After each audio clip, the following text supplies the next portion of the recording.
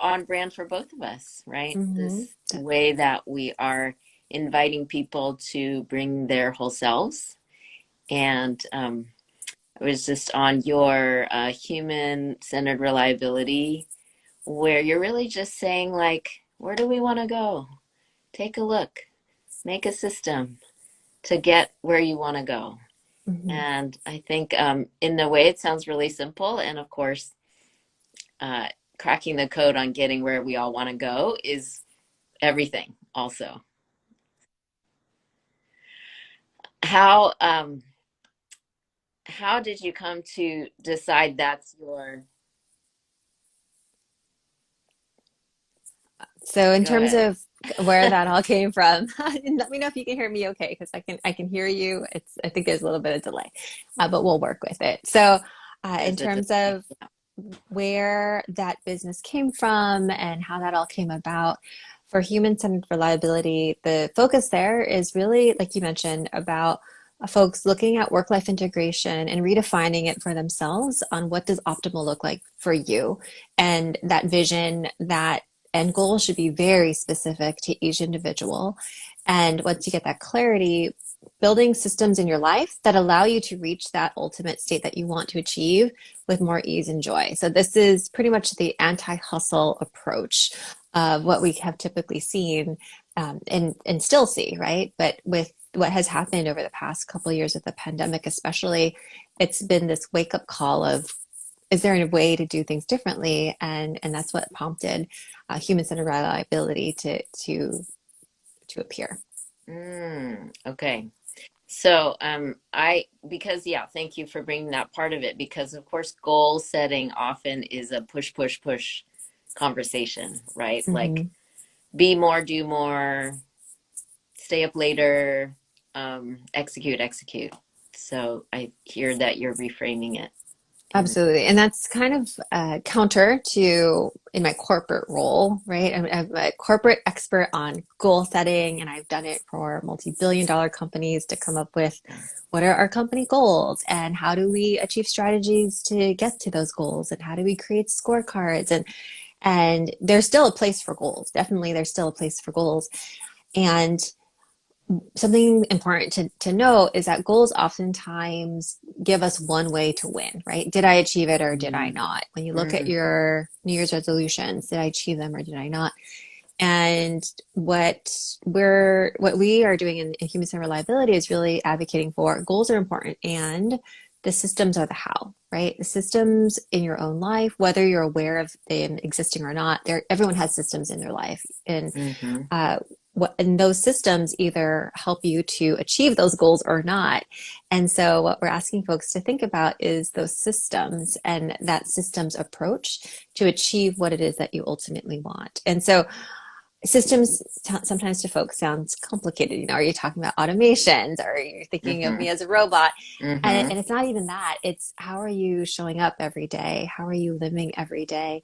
And the decisions that you make and what you do every day determines what your system ultimately is. Mm-hmm. So this is reminds me of habit, right? The Absolutely. Hmm. conversation about um, first becoming conscious of your habits and then tweaking them on purpose, to, yeah, basically evaluate, is this for me or is this not for me? Or one way I talk about it with my clients um, is that for today you or is that past you? Because you don't have to keep doing that anymore.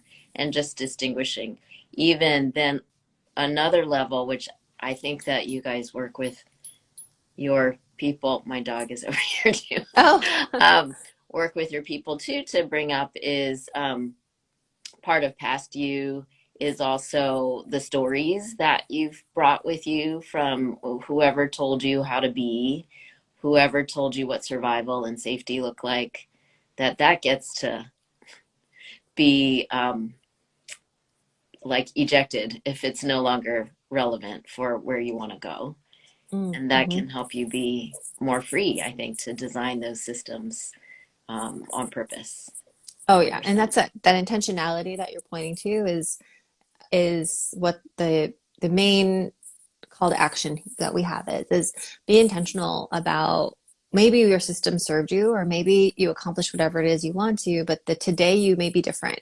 And what ideal looks like to you today, I'm sure is different than 10 years ago, right? And then will be different 10 years from now. Right. And taking that pause to even giving yourself the permission to visualize what does that look like for you, and to be okay with if today isn't the type of you want to have, Mm, that you have the power to be able to change that. mm-hmm. So, can I just tell you, as like May and May skin is, Yeah. it's a balance.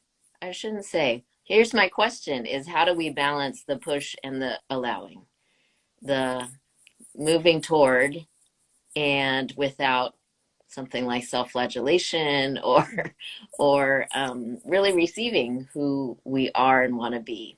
And today, like what I sort of feel like doing might not be what I um, to do listed out.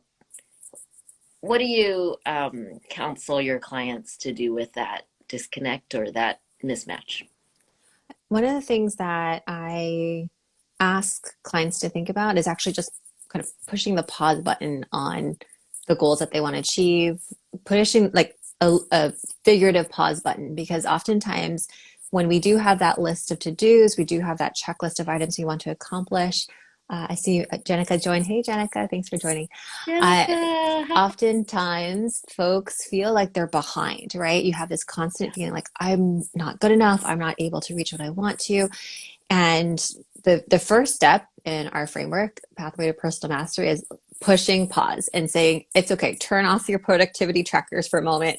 It's okay to push those checklists aside and just allow yourself to daydream essentially of what would that state for you look like. And the hard thing with goals, right? When you set yourself at the beginning of the year, the Q1 is coming up, we set these huge goals for ourselves of, I want to, I don't know, run a marathon. I want to do something spectacular. Mm-hmm. And sometimes that huge thing at the end seems so far away that Mm-hmm. it can seem discouraging, right? I mean, what percentage of goals do we set every year for ourselves that we repeat the following year because we didn't achieve them and they seem Mm-hmm. so far away? And one thing that I recommend clients think about is, how do you actually break that down into smaller steps so that it's not so overwhelming? And then how do you start thinking about what we call simple habits or simple commitments of how you actually want to live your life day to day, right?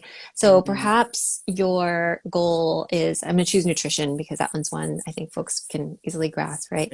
Instead Yeah. of saying the end goal is, I want to reduce my a percentage of fat by whatever percent, or I want to weigh Mm-hmm. a certain thing. Mm-hmm. What if you were to think about your day to day, right? And give yourself simple things that you can follow where you are visualizing what would a healthy you look like? It would be, perhaps it's someone who eats more vegetables, right? Maybe it's someone who moves every day, and creating these smaller commitments, right? I have a co-founder, his simple rule is he has unlimited greens that he can eat every day. No like measure of what it is or what it has Mm-hmm. to be. Another one is one of his simple rules is that he has to move, right? If there's no parameter on must it be weightlifting, must it be running, just move.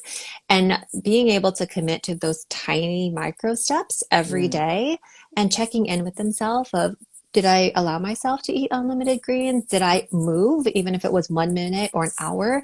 Mm-hmm. Those small steps every day at the end of the year are such huge leaps towards that end goal you want. And so when folks feel overwhelmed of, I have all these things, I have all these things that I feel like I'm not that person yet.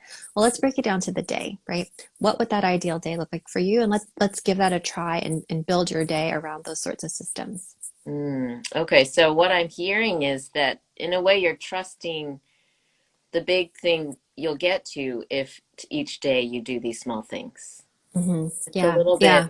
letting go of this like by December 31st kind of feelings and just committing to the daily showing up in some ways just daily presence. It's a the daily practice of what kind of life do you want to lead? Because that's the first part. You'll bring the goals in later, but once you're working on building systems, it can be quite overwhelming to say, all right, let me put in all these measures and all these hacks. And, once you over construct something, and this is coming from someone who's a systems expert, and my co-founders were all systems Hmm. engineers, and we're all Lean Six Sigma black belts, so we know all about systems. Yeah. However, when you're applying that science, neuroscience leadership, growth mindset to your own personal life, it's not helpful to put so much structure at the beginning when really you're just trying to form the habits of thinking, habits of acting that Yeah. align with the end vision that you want for yourself. And it takes some time to unlearn the previous habits and to practice the new ones. Hmm. Yeah, I find one of the hardest things to unlearn is that something like the overwhelm of the big goal self-sabotages the today action. Mm-hmm. There's like, Mm-hmm. isn't that something like all or nothing thinking, right? Like if I can't check all the boxes of the habit tracker, then I might as well just throw it all out. Absolutely. And that's what we're trying to avoid, right? Is Mm, the all or nothing mentality. What we're looking for is small improvements every day that leads to transformational improvement over time. And mm, it's those micro steps that will help, that habit formation that you practice every day. That's really what's going to be what helps you to make those changes. Yeah. And so mm, that's counterculture, right? mm, And I'm like literally looking at, I have some checklists right here and I have some checklists right there, right? So it's how do yeah. you make sure that that they're working for you versus working against you and making you feel like you're not accomplishing what you want to every day. Mm-hmm. So then, sorry, and those clients then, it sounds like you focus more on the day to day. Do you even say make goals, or that's just a later stage? It's a later stage. So in our Mm, framework, there's three phases. The first is called stabilize you. The second is called sharpen. And then the third is optimize. Goals and goal setting, all that goes in the optimization. Everybody wants to jump mm. straight to optimize, right? Tell me Yeah, the hacks. Tell it's me the totally what I shortcuts. thought, what I Yeah, it's expected. it's Yeah, our okay. nature of like, let's go to the end. And Right. I'm that way too, right? When I want to go straight to like the ending. Tell me what are the three steps I need to do like right now to get to that state. And the challenge there is if your system itself right now is not getting the results you want, optimizing it won't help, right? Yeah. So there's a saying that the actual credit for this quote is debatable, but it's often used in performance improvement science where every system is designed perfectly to get the results it gets, right? So if you're Hmm. currently not getting the results you want, if you're trying to hack your current system and optimize it, you're going to continue getting the result you don't want. So the Right. first step is actually stabilization. And that's where we actually focus quite a bit on. So stabilization focuses on three things. The first is to visualize, like I mentioned, like what is it that you want? The second is to commit and figure out what kind of simple rules do you want to have help you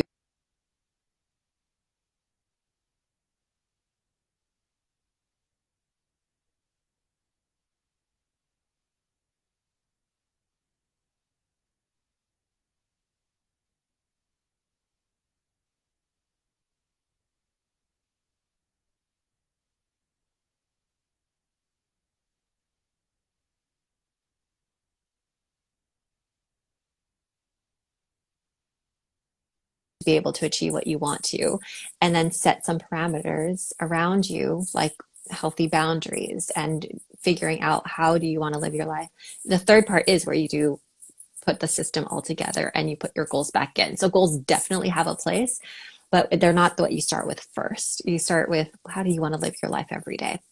Mm. Forgive me. Back to me. This is very like what I do with my coaching clients, This is why you and and I just have connected. put in. I know. It's so good. Like I haven't been in corporate life as much. I was an architect long time ago. I'm still a licensed architect, but that was the most corporate environment. Still, it was pretty small businesses. But yeah, most of my life has just been where like almost like me and this brain is the whole company. And Mm, so you're applying a lot of those principles that whole companies will apply to just this one self. yeah, And I've just yeah. been playing with that whole thing of like, where the company is going starts from like not just here, but here, right? Like whatever you apply to your own personal life is also what gets walked out in the business. So I've been saying I'm a business coach, but really, how do I say? And sometimes I feel a little apologetic, like, sorry, I know you want to get to the business stuff, but really, I want to start here. Yeah, And I feel yeah. like it's similar to what you're saying. Oh, absolutely. And that's why this part of human-centered reliability came about, right? Because my co-founders and I, we all have backgrounds in transformations in corporate, right? And we've worked for each worked with huge companies. And there's so many resources and so many programs that get implemented to help with stabilizing systems and making sure that they don't have errors, that they reach the goals, right? And so for me, my background's in healthcare. One of my partners, he's a past CEO of a hospital. One is a tech leader. So we all come from these very different spaces. And what we all noticed was there were so many different things that were being implemented that were very just systems focused. But what was missing was that human part of it, which is why we named our company what we did, which is human centered reliability, right? Mm-hmm. Because of that person. Like oftentimes these systems would be put in place, but there would be this notion that you can replace a person with another person and you get the same result. But that's not true, Yeah. right? Every person has their own wiring, how they think, how they show up, and that can completely change whether or not that company achieves whatever it is they want to achieve. And so what we thought of was, well, what if we took the best of what we do apply in the corporate world to individuals, right? Mm-hmm. We are each our own complex system. We are each Yeah. our own, Yes. we are each our own system that wants to achieve its goals. And so that's where this came from, was exactly what you're mentioning, is oftentimes we skip over just to the head part, right? And my Mm-hmm. colleagues, their backgrounds are in computer science and we're in engineering, and I was a math person, right? And we all recognized what led to failures in systems transformation is skipping over this human part of it and Yes. recognizing What's in that here part of it. first? Absolutely. Yeah. Yeah. Hey, Yeah. I've Tiffany. I learned see just Tiffany's lately joined the through. power. Just wanted to say hi to Hi. I know Tiffany. so many people jumped in. Welcome. Welcome, Breakthrough Wellness. Good to see you. Yeah, I just find that the outward, I mean, sometimes I feel like we're just in a video game. And then the story we make is the story we make of it, right? Like the Mm. outside stuff, does it even totally matter if we can um, almost like hold each day with self love? And in some ways, connecting back to what we said earlier is like the present moment, like each moment, how we hold ourselves. Are we moving toward the thing? Maybe it doesn't look like the timeline that we thought, but if we can make a story about zero sum, black and white, failure, loss, that kind of thing, or we can just say like, great job, me, every day, and just know that we get to keep going, we get to keep iterating and stabilizing and becoming more aligned.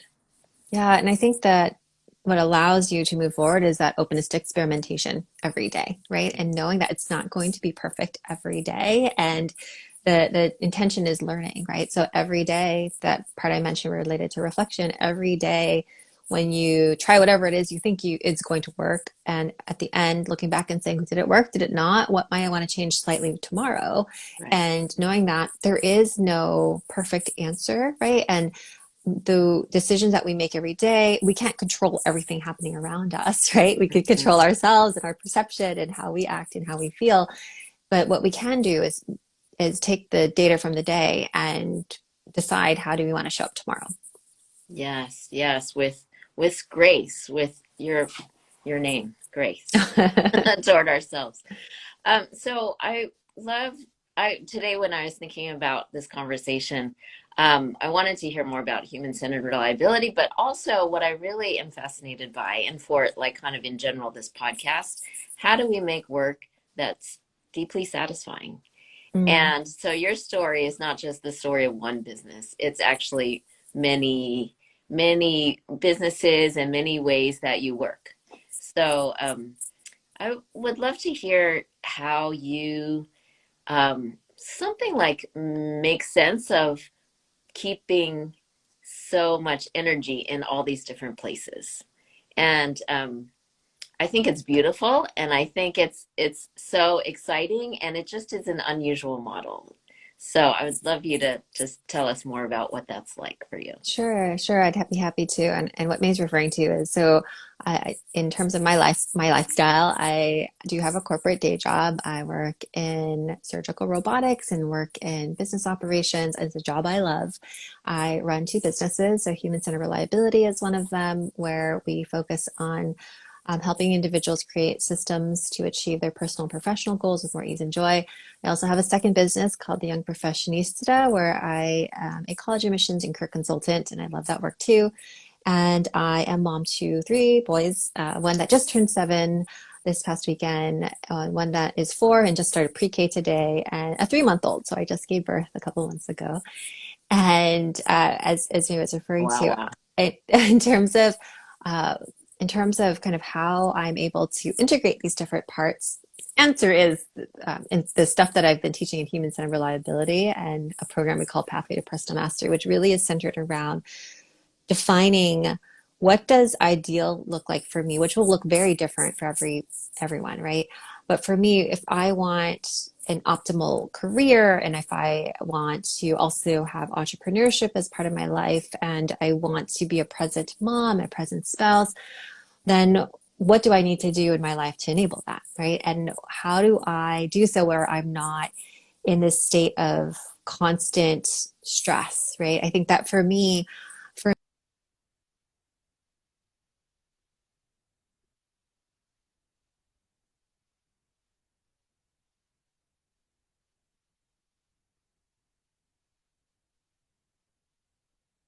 day, I went with my dad to go to the gym. We went to do some training classes together.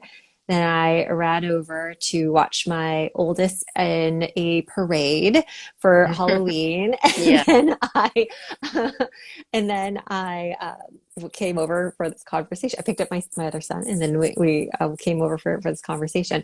In contrast, yesterday, my family and I like literally watched TV and just like hung out all day and just had all ultimate downtime, right? So I have these moments where I want to make sure that where I am present, whether it's in my day job, in my businesses, in my time with family and friends, and I'm fully present, right? That for me is a simple rule that I live by. It's every day, wherever I am, I try to be fully present, add as much value as possible, and really listen with intention and listen to understand and provide feedback and provide value so that when I move on to the next thing, I can be fully present as well. But then also being really intentional about what I don't do, right? And what I create space and time for. And so to be able to do that, I've had to like I was just mentioning earlier, is experiment with, well, what kind of system supports this sort of lifestyle? Mm. And for me, it's been a couple of things, right? It's being clear about what kind of goals I do have for my career and for my family, and it's making sure that I have a support system that allows for that. Mm. Hmm. Yeah, as you're talking, I'm just really tuning into like this old belief that we we have to stay small and manage and not get too like I'm just picturing you as a limitless human being that we are all in some ways limitless, right? In terms of the sky's the limit for what we can achieve, we can dream of. Yeah, And and I think that's what I'm really encouraging clients to think about too, is what if you were to live life without limits, right? What would that look like for you? Without it necessarily meaning you have to hustle yourself until right, you're exhausted. exactly. Because for me, that also includes like rest and movie nights with my kids or date night with my husband once a week, right? So those are things that are important to me where I don't want to be working 100 hours a week every week, right? That's not what ideal would look like for me. Mm-hmm. Yeah, thank you. So that is, let's see, I told you this would be a very simple 3 question conversation, and of course, I peppered in all this extra stuff. Oh, I love it. But thanks for rolling with it.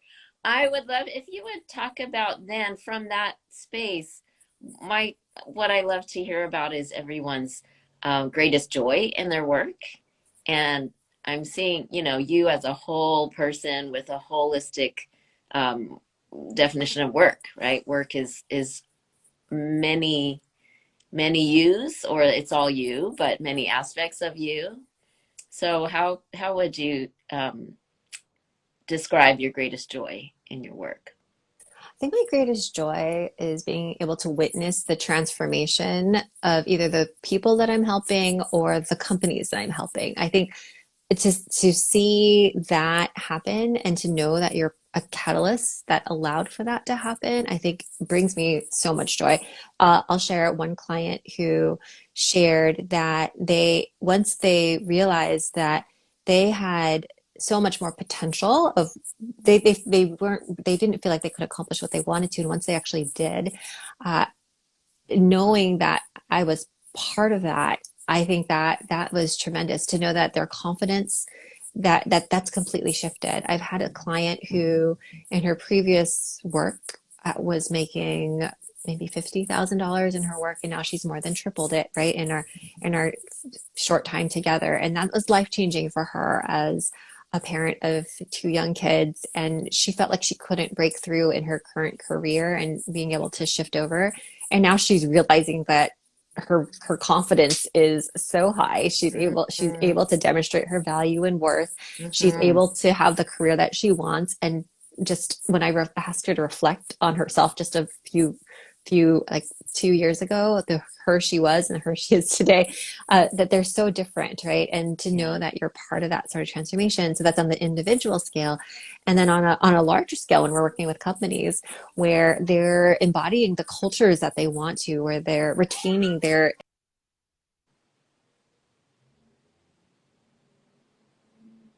Ooh. to be there and are excited to be there and feel like they're developing, I think that brings me a lot of joy to be part of that. Yes, I can imagine. And then, of course, you're impacting hundreds, thousands of people. I can't imagine. That's Yeah, the beauty of corporate. yeah, the scale is so wonderful. And then even I'm going to highlight one other one is I mentioned I did college admissions career coaching, and even though those are students I'm working with, the techniques are actually all the same on how do you apply systems engineering and growth mindset, and how do you apply these Mm-hmm. now to kids, right? And being able to be part of that journey for children who are transitioning from high school into college, and then having them launch with this framework of they have the ability to approach life in a growth mindset way, to know that Mm-hmm. they are going to ask more curious questions in the future, and knowing that they have confidence in who they are, being able to be part of that, I think also for me is such a lovely experience. So whether it be children that I'm working with or corporate, the interesting thing Yeah. is the thread across is it's actually all the same regarding personal systems for success, no matter what scale or scope you're talking about. Wow. Wow. I just pictured not only, I mean, affecting, impacting a person in their youth. Also, you get to count like their whole future lives and all the people they're going to impact by being this person who is like a self-possessed leader who is like realizing that they're the center of their life goals and not everyone else's, what everyone else tells them to be or become or Oh, achieve, absolutely. what Absolutely. college, what type of college, blah, blah, blah, Yeah, you know? what impact they want to make in the world. Because I had thought, I've spent so much time teaching this to leaders and executives and physicians, and I'm teaching them later on in life. What if I taught kids before they even entered any of that?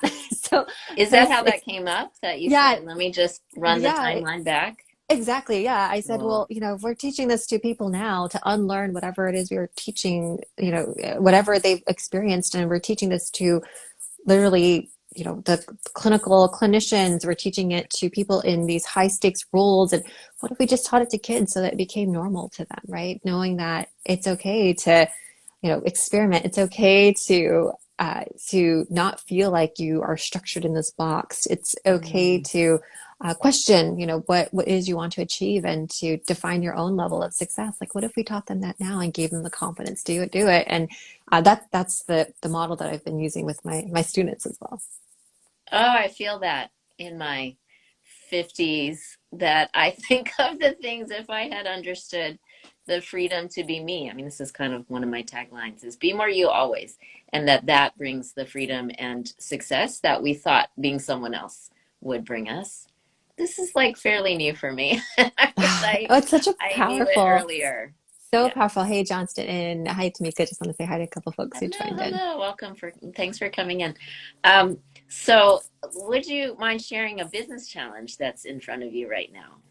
Oh, sure. Yeah. So I think one of the biggest business challenges that is coming up is as we're emerging from the pandemic, more and more companies are struggling with burnout, right? And Mm, are struggling with employee retention and are struggling with these things. At the same time, companies are also facing difficulties with their bottom lines, right? With the mm-hmm, financials.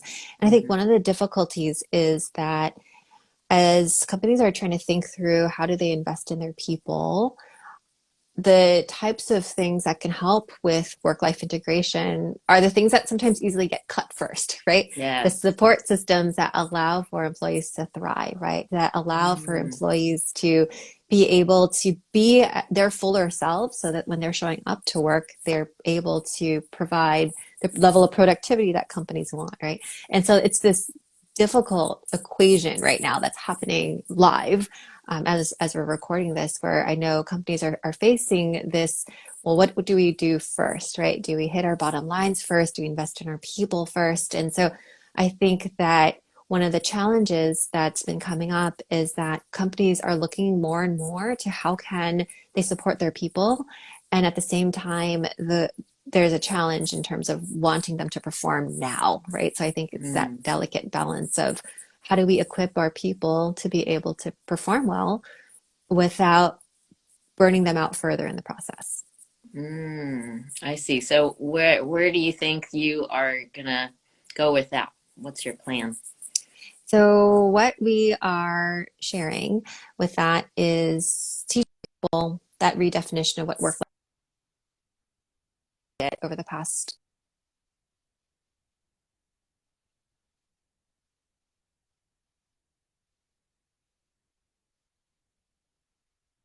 Mm-hmm.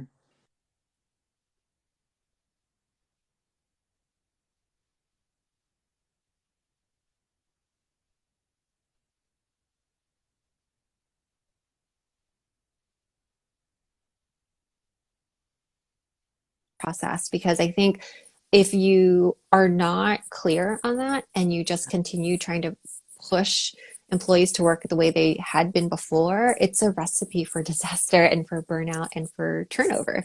And I Mm-hmm. think for companies that are thinking about how do they succeed in this post emerging from the pandemic world, encouraging for those conversations to happen and encouraging for more companies to think through how can they support their employees in a more holistic way. I can't help but think of it as similar to parenting and the college conversation, that type of Mm, thing of like, is it really going to help? Well, I think of my own background as a child of Chinese immigrants, and the what I got was perform, perform, perform. It's really important. It's for your survival. It's like your future is ruined if this moment, if we don't make, numbers for Q4, right? That kind of stuff.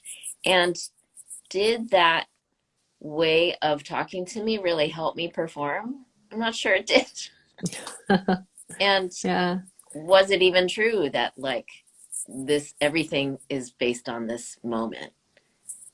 Um, and yet, I have compassion for my parents telling that story and my sort of my whole tribe of immigrant aunties and uncles telling that story. But I think I may have performed better if I had more something like encouragement or acceptance or something else to um, support me or make me feel motivated. Maybe I would have really like gotten an amazing GPA if it wasn't always like, no, you need to take that class because that makes you look good. You know, if I Mhm. had gotten to take the classes or pursue the interest that was more me. Does that feel And like a parallel? It feels, yeah, it does. And I think that's why systems are so helpful because when you think of goals, goals give you one way. Did I make it or not? Did I go through the path? Did I reach my SMART goal, right? But when you're thinking about systems, there's more than one way to get to that ultimate path, mm, right? That you want to go. So when I reflect to the Mary Grace who when I first got my job, my first job out of graduate school, I was working 80-hour weeks and I didn't know anything different, right? Because yeah, I wanted to do really well and I was doing really it's what well. And everybody's doing, right? yeah, I mean, and at that time where I was, like that Everything was is what, telling you.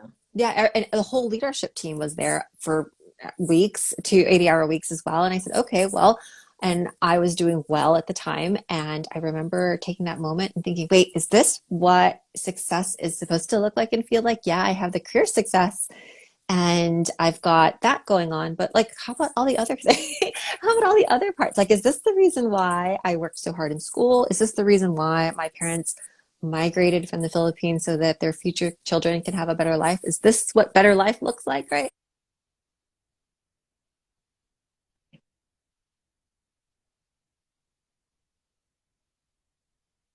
So Yeah. when I look back at that Mary Grace, thinking, oh my gosh, there's no way, no physical way that there could be anything in my calendar, which is back to back to back booked, that I can fit anything else.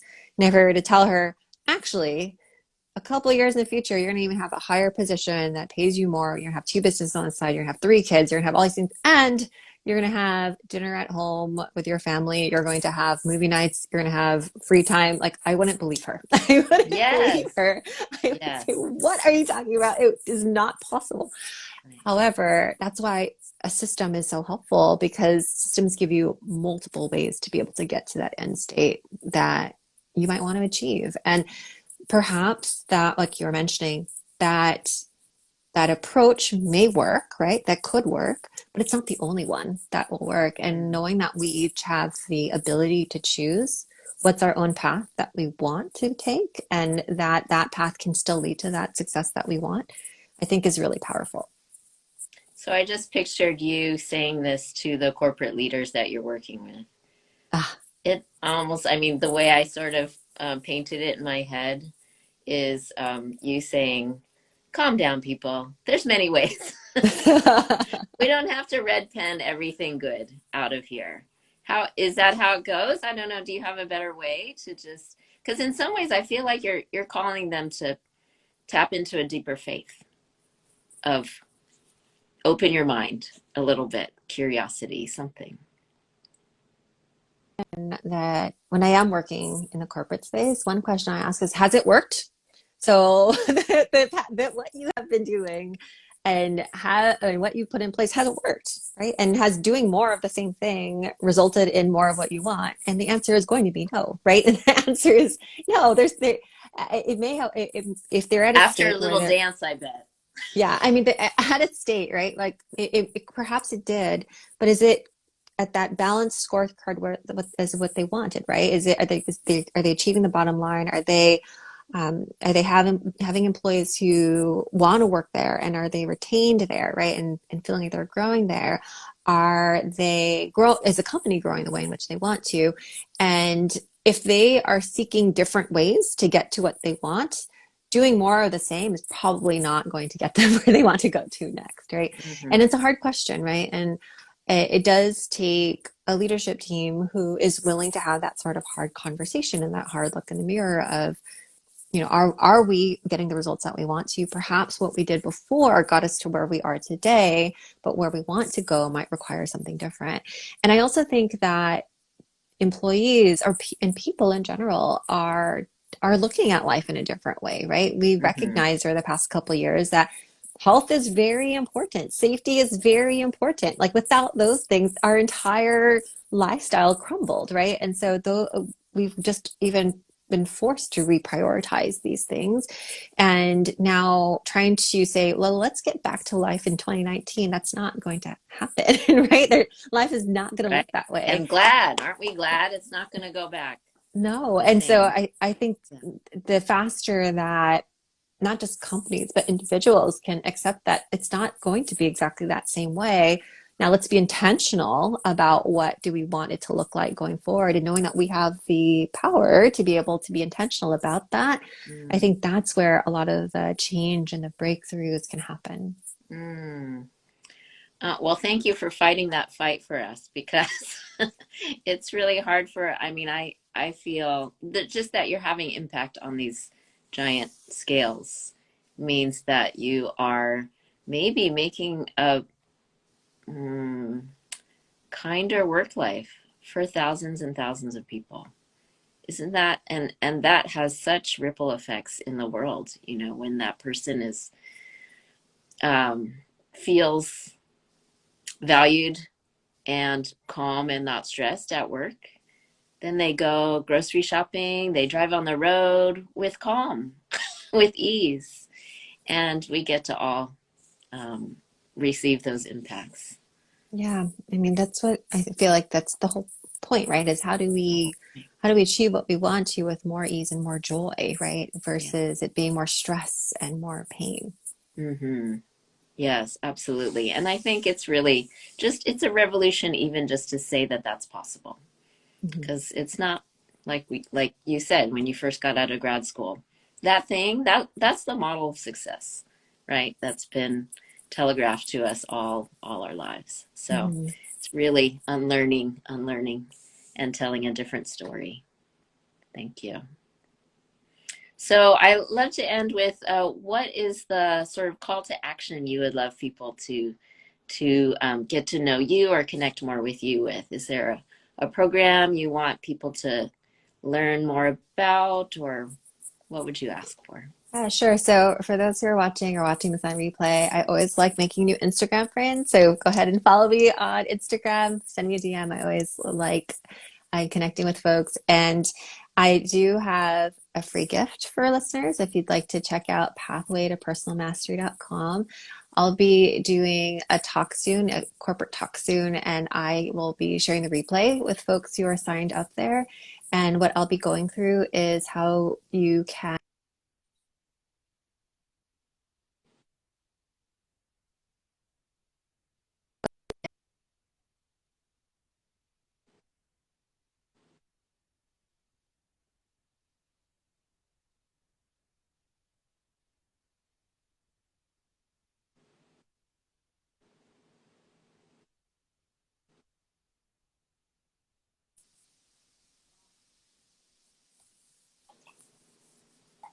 Great. Great. I hope people are able to hear. I know the audio is a little bit delayed, but I understood what you said, and I will put the link in the show notes and in the Instagram post. So, thank you so much, Mary Grace, for hanging out and your patience while I tried different internet signaling sites it's a and telling pleasure. me more about your work life. Thanks so much. It's been such a pleasure. Thank you for having me.